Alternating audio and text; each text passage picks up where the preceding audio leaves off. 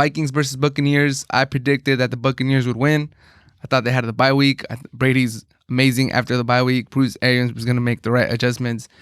I did not trust the Vikings. I did not trust Kirk Cousins, especially after the way they played last week against the Jacksonville Jaguars. And the Buccaneers were able to hold on for the victory, 26-14.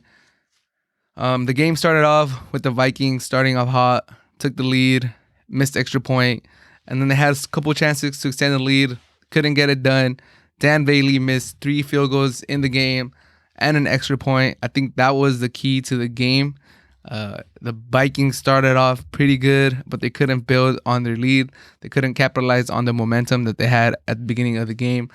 That proved to be costly, especially when your kicker leaves 10 points on the board in a close game, 26-14. After they scored their second touchdown, they had to go for 2 points because they did not trust their kicker at all. The Vikings were actually able to run against the Tampa Bay Buccaneers rushing defense. I thought they were going to be able to slow down Dalvin Cook, but he had a pretty good game. Not an amazing game by his standard, but he had a good game. His average was good. He looked strong. He looked good, but just missed opportunities by the Vikings. Couldn't capitalize on their early momentum. At the beginning of the game, Brady looked a little shaky. He missed Gronk. He had him pretty wide open going down the field. He missed a couple of throws to Evans. I know there was one that I saw that he missed to Godwin. Godwin was doing like a 10 or 15 yard in, wide open, missed him. At the beginning of the game, it looked like it was going to be it looked like the Vikings were in control. It looked like the Buccaneers might be a little out of rhythm, out of their bye week. But like I said, the Vikings missed opportunities to take the lead. They missed the opportunity to take control of the game.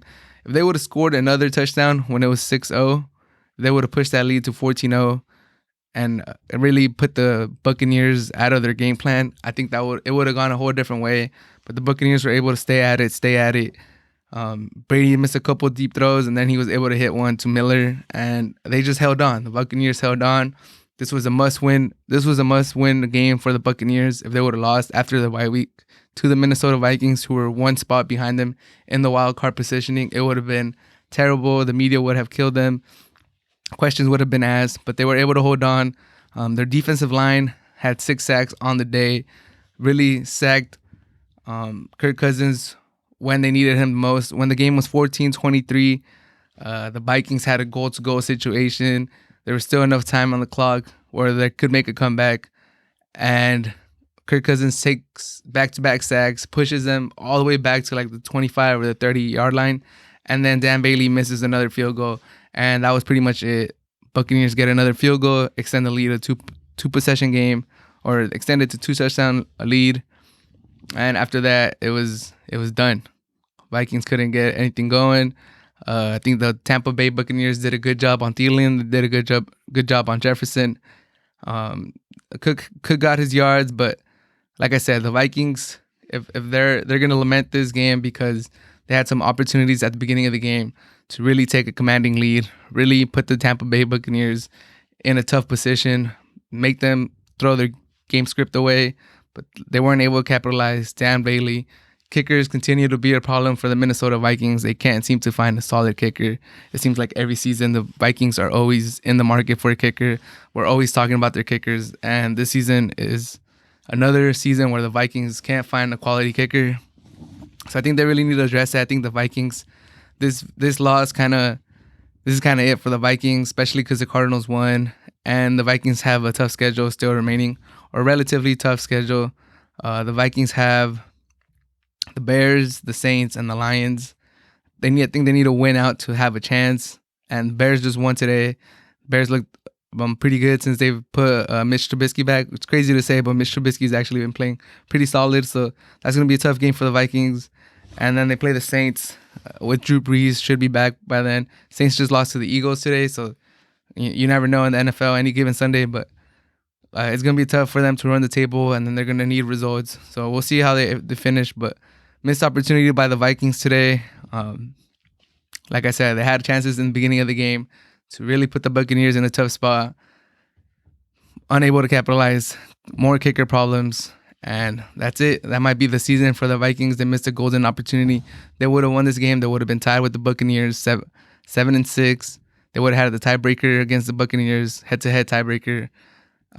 It could have been good for the Vikings. Unfortunately, they fall short.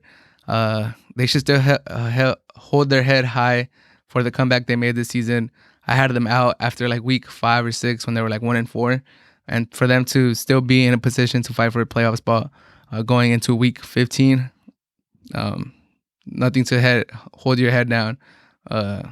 Next season, they just got to start out faster. They can't put themselves in that big of a hole. They still have a quality roster, but they should fix their offensive line because Cousins has never been the most mobile guy, and they should also work on their defense. Try to get more pass rushers. They didn't get a single sack today. They weren't able to pressure Tom Brady. So I think the Minnesota Vikings should start looking towards next season. It's going to be real hard for them to make the playoffs this year. And the Tampa Bay Buccaneers, able to hold on, able to get a victory after the bye week, 8-5 now, 3 games left. They play the Falcons twice and the Lions smacked in the middle. They should be able to get 3 victories, 3 out of 3, finish the season 11-5, go back to the playoffs after a lot of years. And once they get in the playoffs, we'll see how they do. I don't think they match up well against a lot of the NFC teams, but anything can happen. Brady has never gone to a Super Bowl when he has to go away from home, so it might be different this time because he's Tampa Bay, but we'll see. Must-win victory for Buccaneers, and they get it done. I predicted they were going to win. They did win, so I'm happy to see that. And for the Vikings, maybe next year, just start off. You can't put yourself in this big of a hole and climb out of it. It's